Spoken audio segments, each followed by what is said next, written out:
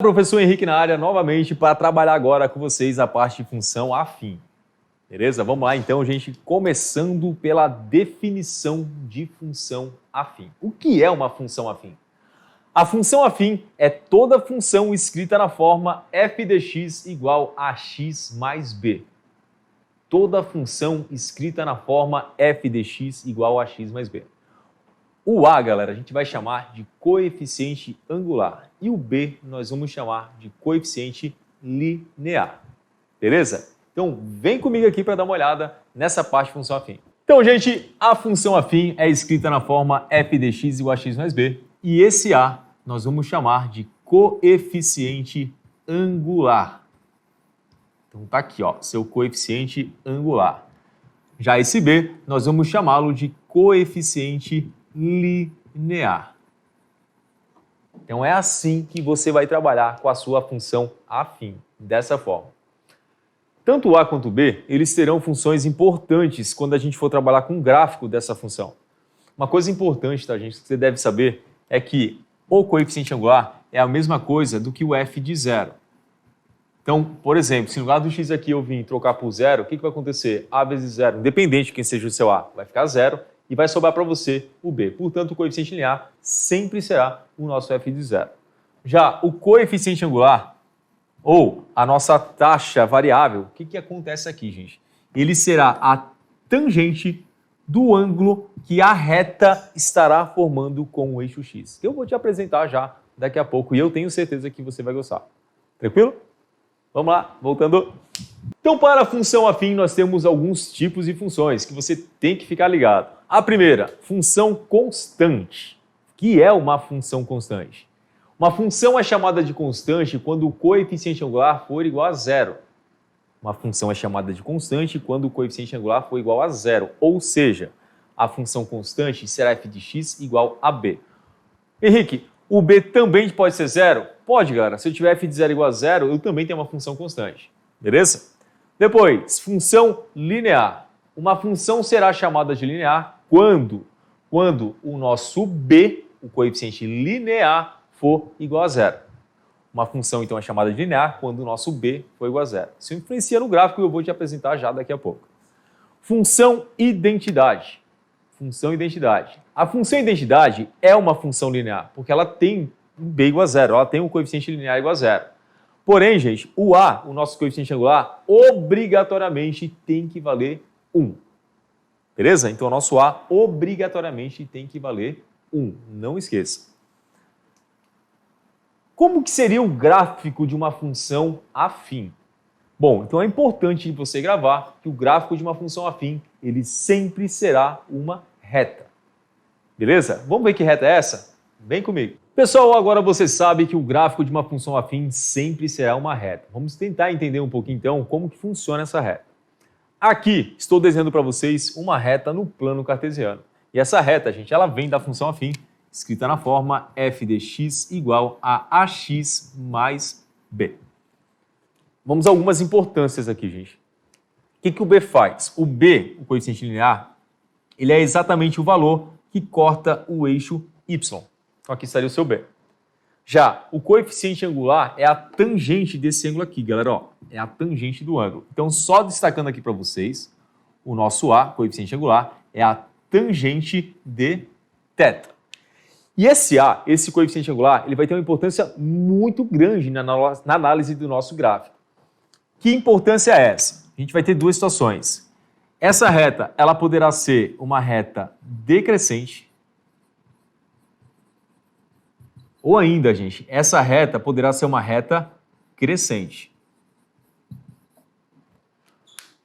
Quando uma reta for decrescente, o nosso coeficiente angular ele será um valor negativo. E quando a reta for crescente, o nosso coeficiente angular será um valor positivo.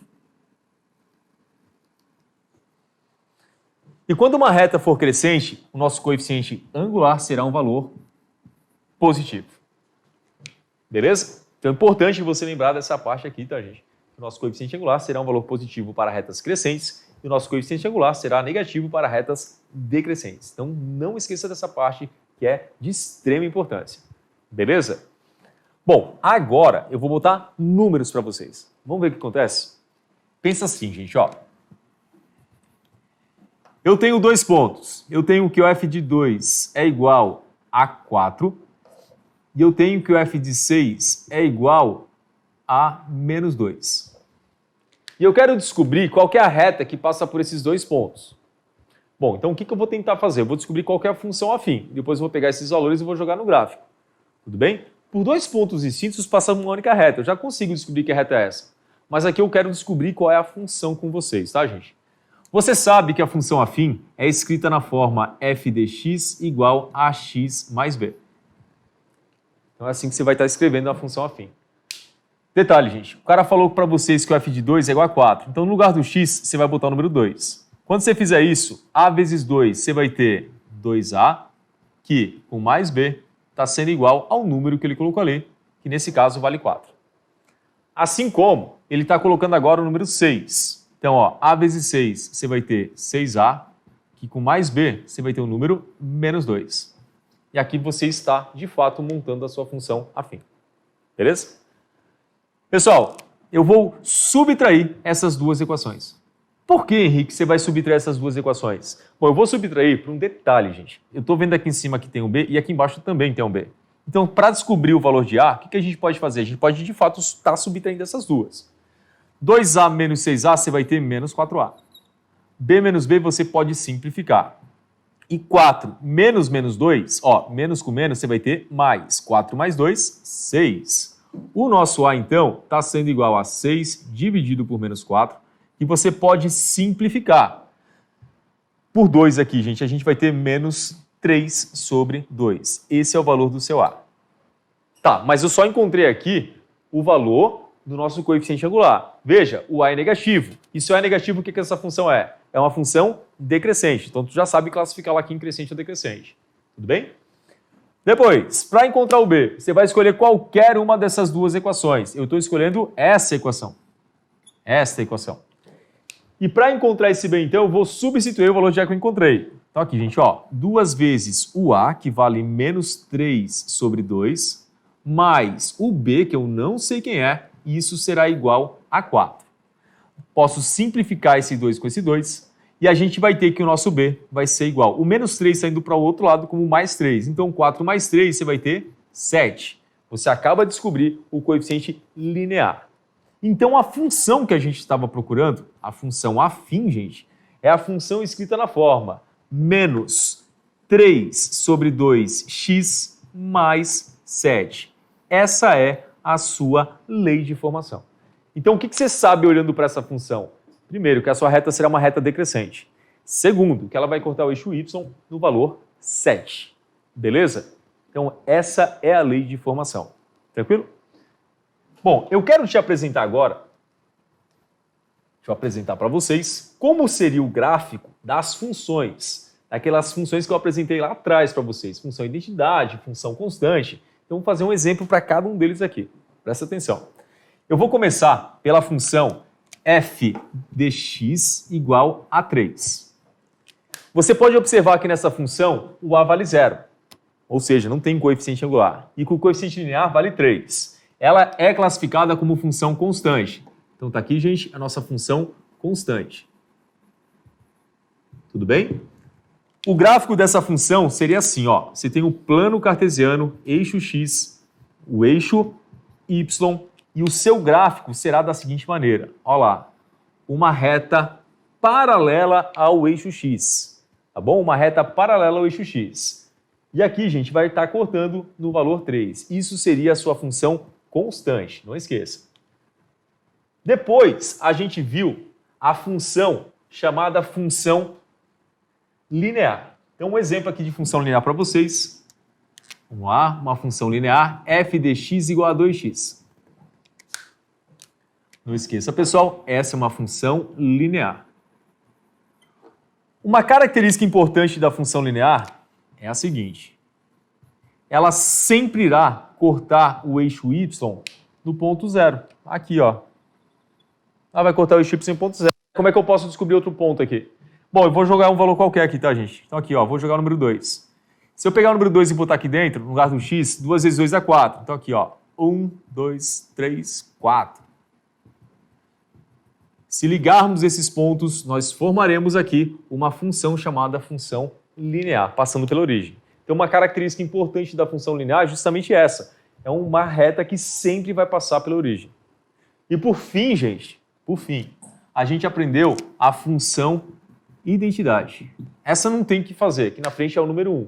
Então, ela tem essa cara aqui também da função linear, tá, gente? Ela vai passar pela origem, só que ela tem uma particularidade, já vou te mostrar. Aqui, função identidade.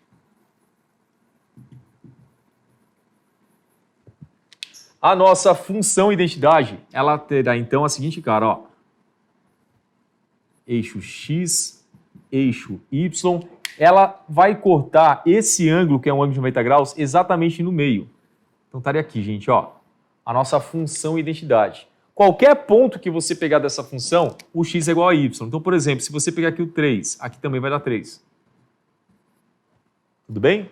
Então, essa é a função identidade. A função identidade, a gente também pode chamá-la de BQI. Você sabe o que é BQI? Esquisito, né? Gente, BQI significa bissetriz dos quadrantes ímpares. Bissetriz dos quadrantes ímpares. Não esqueça que cada região do plano cartesiano é chamada de quadrante. Essa vai ser a primeira região, vai ser o nosso primeiro quadrante, e esse vai ser o nosso terceiro quadrante. Essa linha aqui está dividindo o ângulo exatamente ao meio, ou seja, ela está sendo a bissetriz dos quadrantes ímpares. E a bissetriz dos quadrantes ímpares também é a função identidade. E a função identidade é escrita como y igual a x, ou f de x igual a x, como você está vendo aqui. Beleza? Vem cá, gente, vamos voltar para lá. Vem comigo. Bom, agora você já sabe bastante coisa sobre a tal da função afim. Vamos lá, gente. Função afim, então, é uma função escrita na forma f de x igual a x mais b. Certo? Depois, o a é chamado de coeficiente angular. Se ele for positivo, a sua reta é crescente. Se ele for negativo, a sua reta é decrescente. Professor, e se ele for igual a zero? Vai ser aquela função constante, onde o gráfico é paralelo ao eixo x. Tudo bem? O b é chamado de coeficiente linear. O que ele faz? Qual que é a função dele? Ele vai ser exatamente o valor que corta o eixo y.